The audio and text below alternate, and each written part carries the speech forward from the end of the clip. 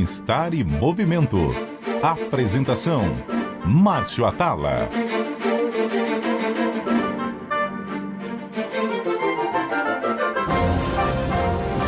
Olá, ouvintes da CBN. O Bem-Estar e Movimento está no ar e hoje vai falar, acredite se quiser, de uma doença muito comum, mas é silenciosa. Ela chega de mansinho, não faz alarde, mas quando a gente percebe, ela já está instalada e dificilmente pode ser revertida.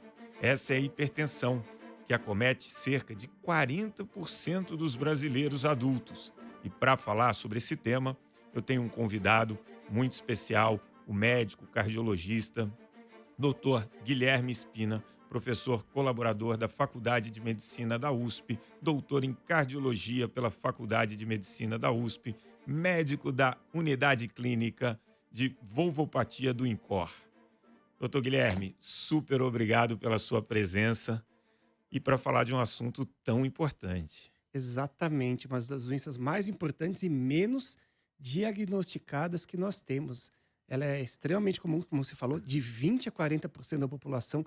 A gente tem vários levantamentos brasileiros que viram isso e, infelizmente, a grande maioria não sabe ou não trata adequadamente a hipertensão. Então, vamos do início.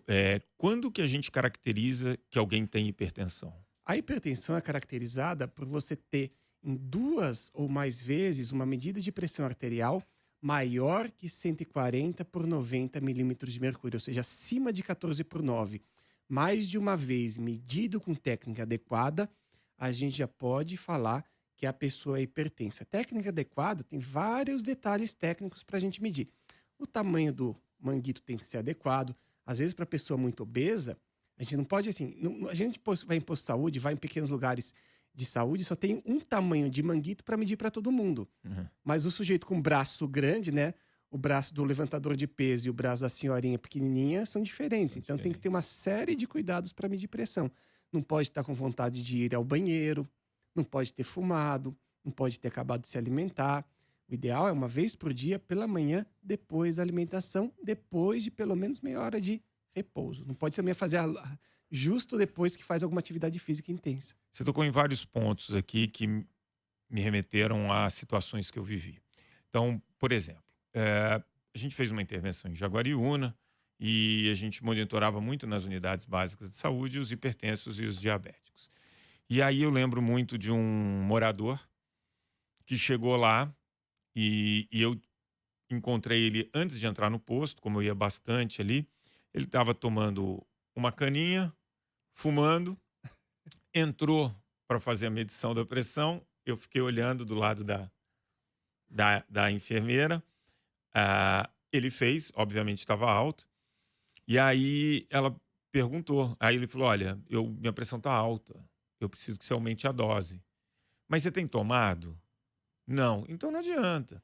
Aí eu peguei, quando ele saiu, eu falei para ela. Falei, ele estava fumando e bebendo. Então você tem que seguir um certo protocolo. E aí você falou da hipertensão.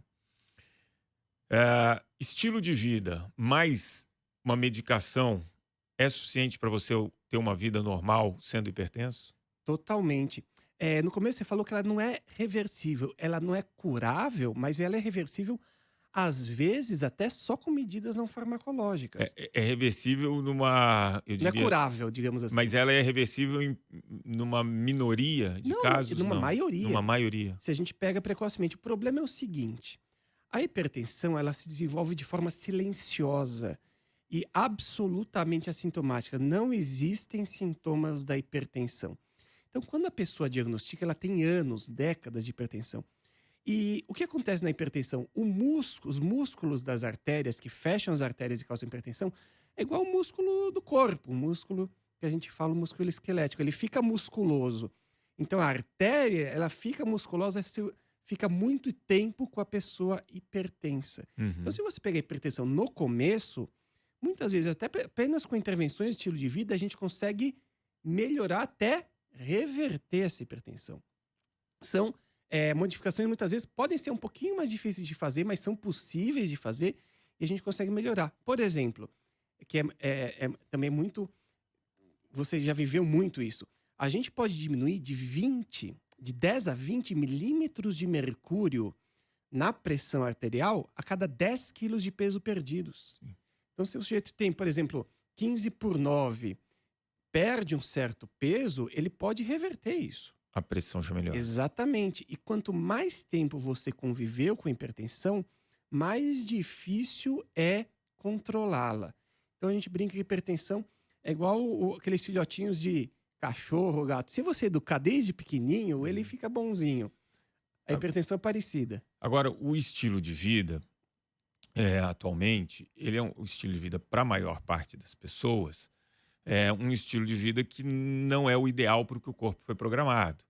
Então, hoje você tem, via de regra, na maioria dos países do mundo, o aumento do caso do sedentarismo, porque a gente tem muita tecnologia, a gente não tem aquela necessidade do movimento para sobreviver.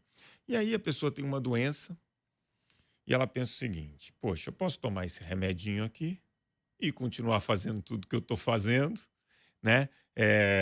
Não me movimentando tanto. Hoje a gente tem uma oferta de alimentos gigantesca, então daqui a pouco a gente entra na parte de alimentação, mas, enfim, a pessoa não muda o estilo de vida e aposta só no medicamento.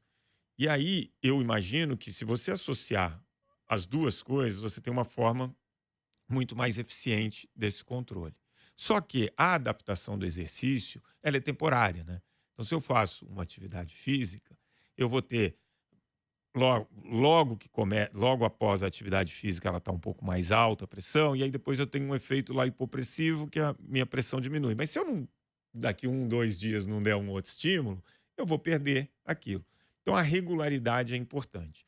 Como que você convence um paciente a tentar mudar o estilo de vida para que esse controle seja mais eficiente? A gente tem que tentar melhorar. É uma coisa interessante que o que a gente faz para hipertensão se reflete em outros problemas de saúde. Então, você tendo uma atividade física melhor e você melhorando o teu tônus muscular, vai melhorar não só a pressão, mas vai melhorar a tua hipertensão, vai diminuir a probabilidade de outras doenças cardiovasculares. E eu acho que o grande argumento aqui chama-se qualidade de vida e disposição para fazer as coisas do dia a dia. A pessoa que vai fazer exercício físico, mesmo se ela não perder 1 grama, isso é uma coisa interessante, não perdeu nada de peso, mas com a atividade física, só de aumentar a massa magra, diminuir massa gorda, isso vai melhorar o tônus muscular, vai deixar a pessoa mais ativa, mais fácil de fazer as atividades do dia a dia dela, ela vai perceber uma melhora de qualidade de vida. E isso, aos poucos, vai fazer com que ela... Olha, fazendo isso, eu me sinto melhor, eu melhoro minha qualidade de vida e, como efeito colateral, entre aspas, vai melhorar a pressão arterial, vão melhorar alguns níveis de colesterol. Isso vai... a gente tenta fazer que a pessoa experimente ter essa atividade física. Ela vai se sentir melhor. O problema é o tempo zero, é o começar, é o iniciar. É o iniciar. Acho que a partir do momento que a pessoa inicia e consegue fazer uma pequena rotina...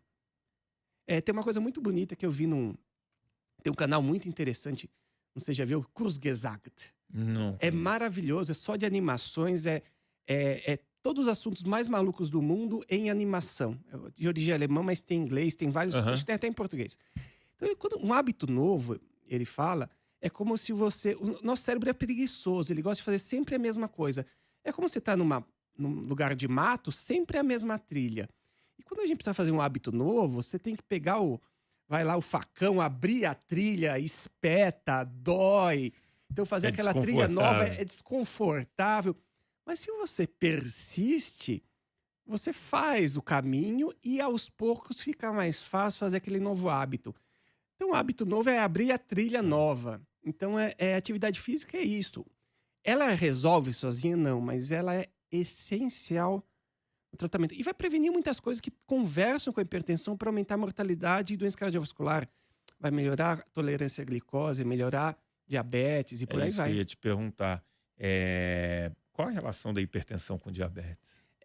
Total, elas são doenças que correm paralelamente. O diabetes, basicamente, o mais comum, que é o tipo 2 do adulto, é que você tem uma resistência à insulina alta. O que é?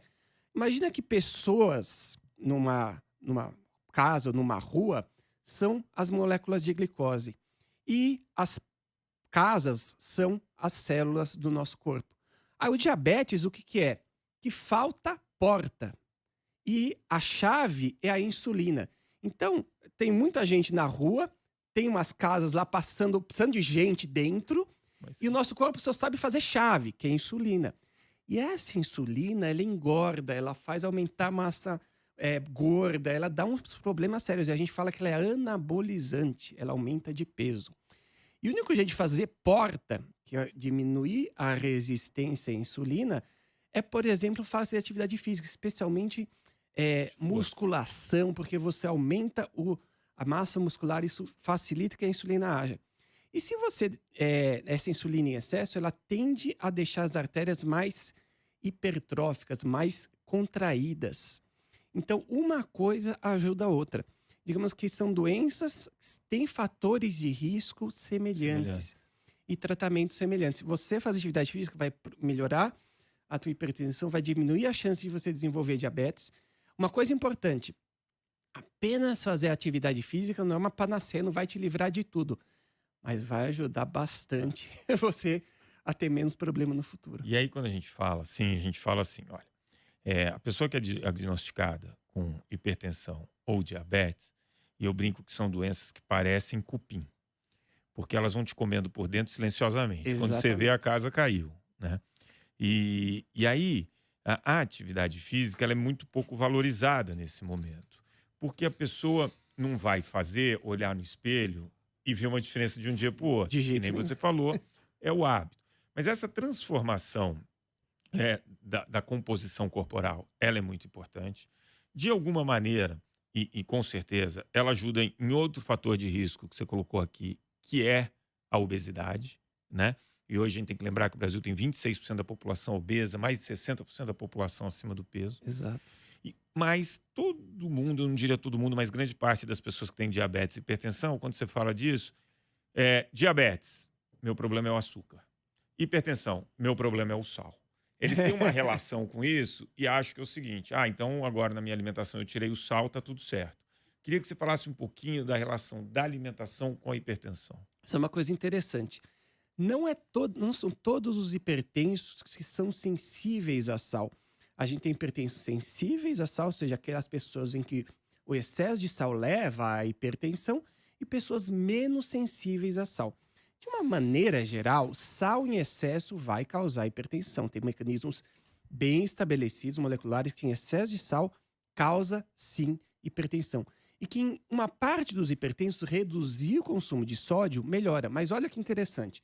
Lembra que eu falei? Reduzir 10 quilos de peso corpóreo pode reduzir 10 a 20 milímetros de mercúrio, ou seja, um pontinho da hipertensão, de 15, por exemplo, para 14.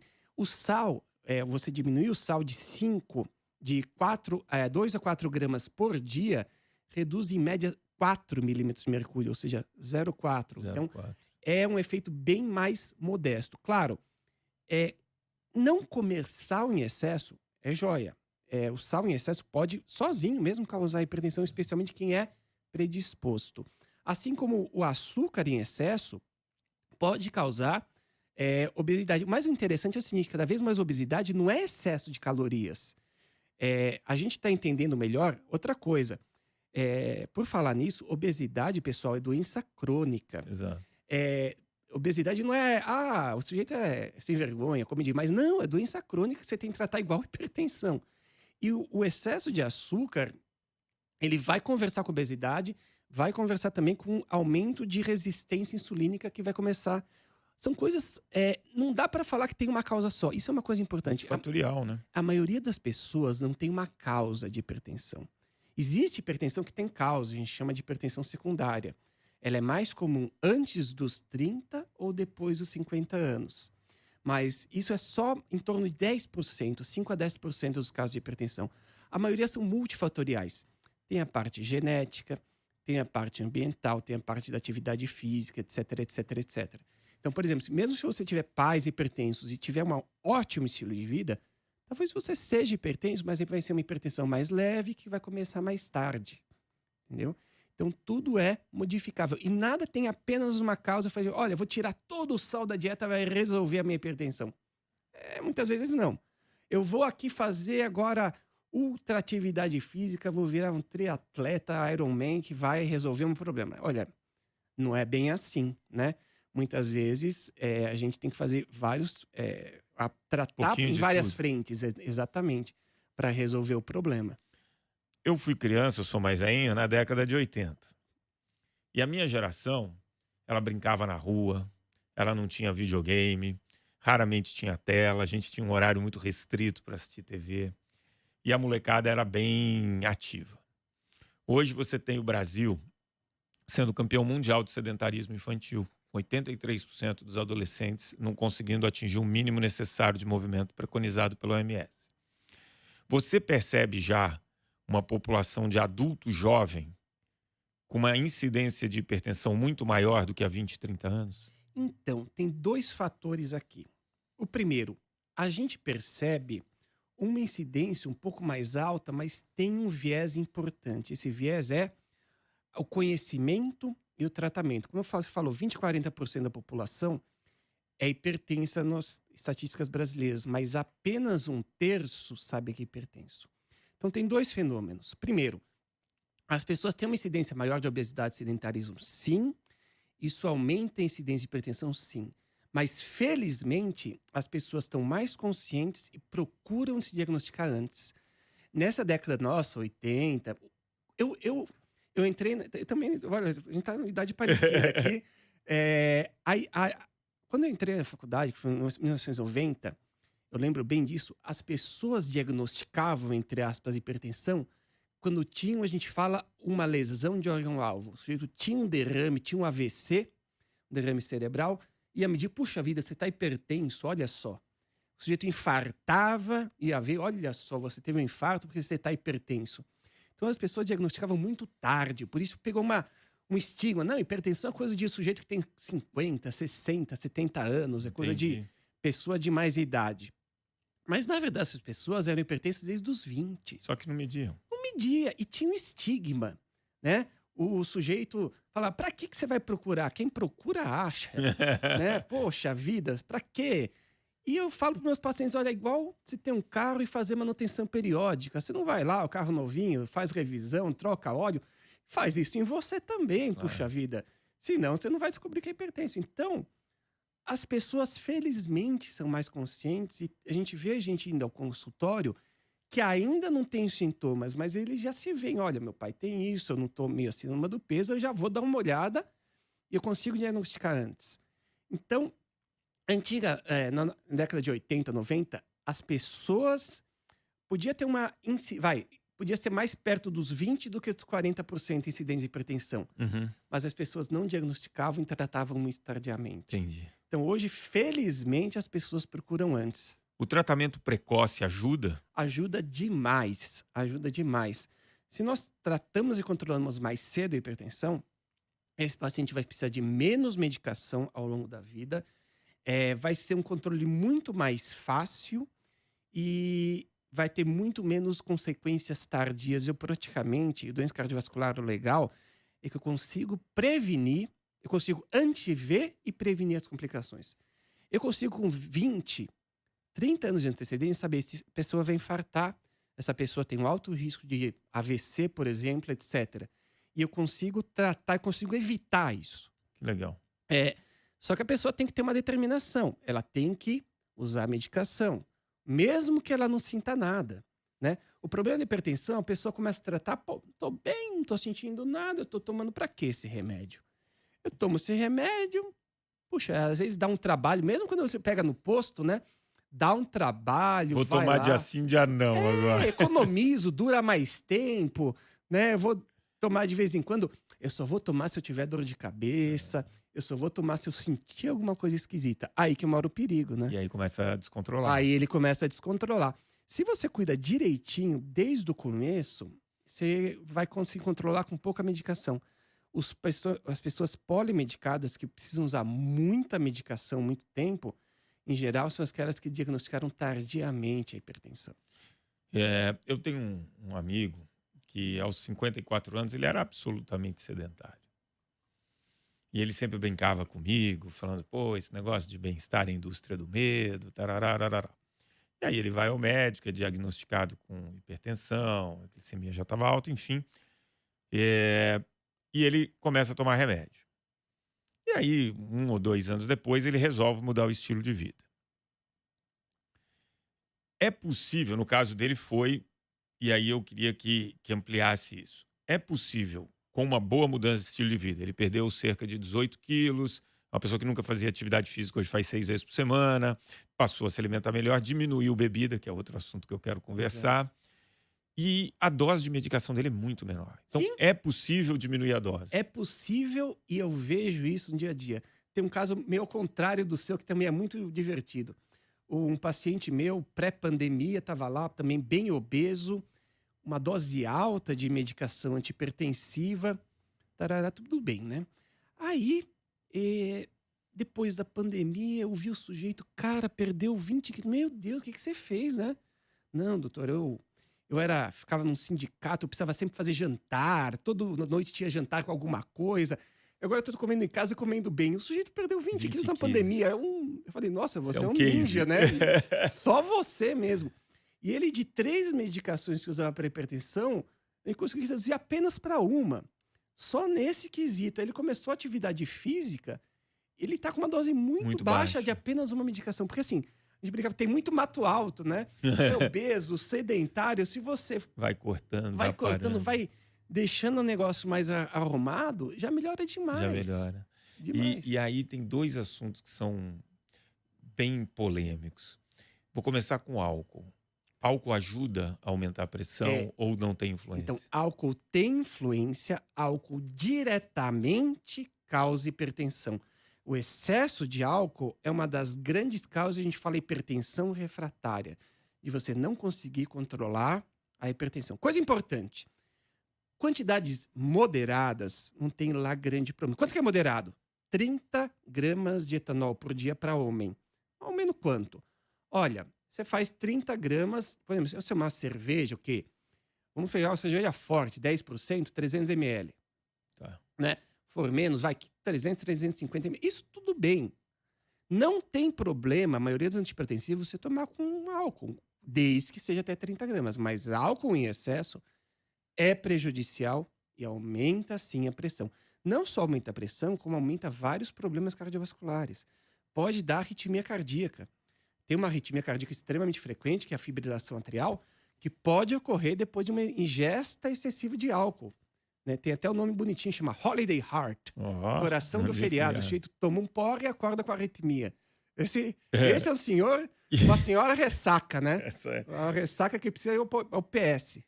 Mas aí você tem uma crença popular que, por exemplo, 1 ou 2 taças de vinho por dia é benéfico e ajuda a controlar a minha pressão. Isso é uma coisa interessante. O que a gente observa é que qual que é a melhor dieta para prevenção de problemas cardiovasculares? Isso está bem documentado, isso existe uma bem documentada, chama-se dieta estilo mediterrâneo, que realmente diminui mortalidade cardiovascular, tanto para quem nunca teve doença, quanto para quem já tem uma doença cardiovascular isquêmica, infarto, stent, alguma coisa assim. E nessa dieta, vem de lugares que a pessoa tem uma ingestão habitual, especialmente vinho tinto. Mas tem 2 problemas aqui. Primeiro, para a pessoa que ingere isso habitualmente, culturalmente, até você vai na Europa, assim, o pessoal bebe na hora do almoço. Uma taça de vinho, assim, não tem. Até tem algum benefício.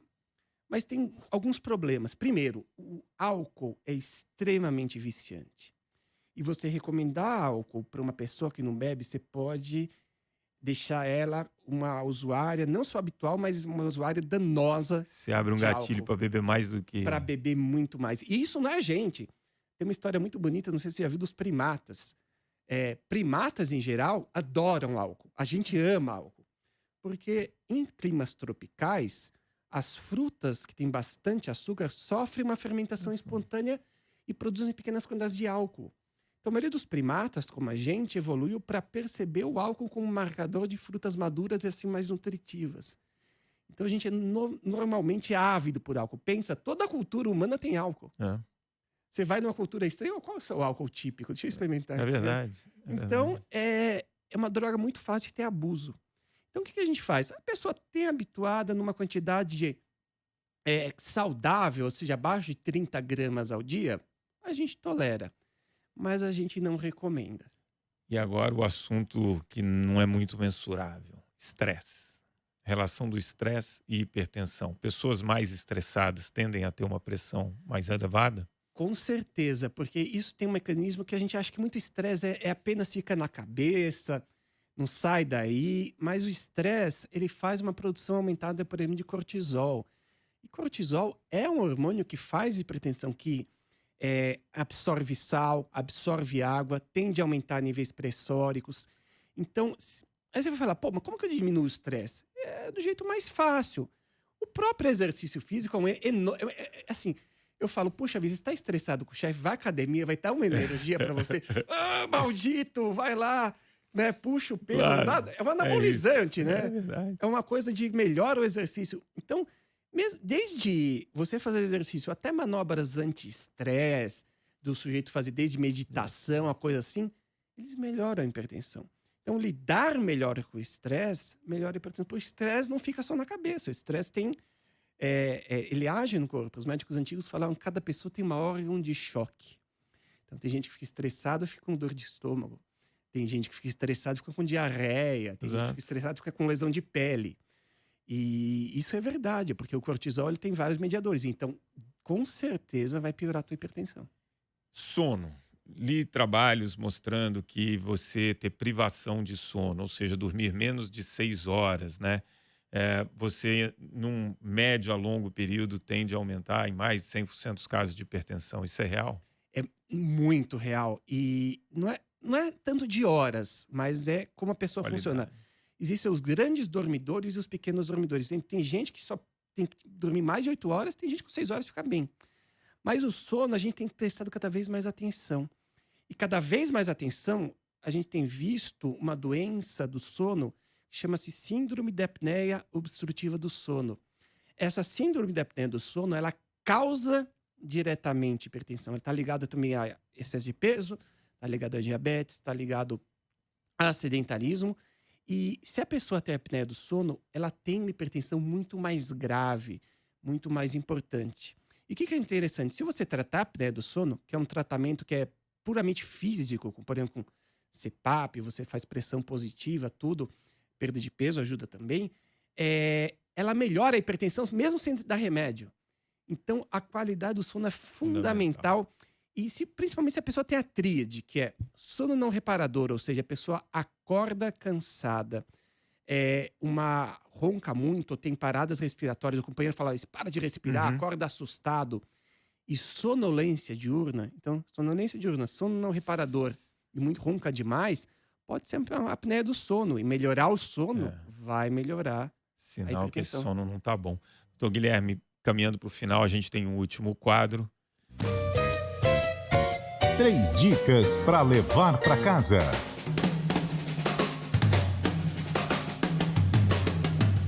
Queria que você deixasse 3 dicas para os nossos ouvintes que ou já têm hipertensão ou querem evitar hipertensão e que eles podem aplicar no dia a dia para evitar ou conviver com a doença. Então, 3 dicas.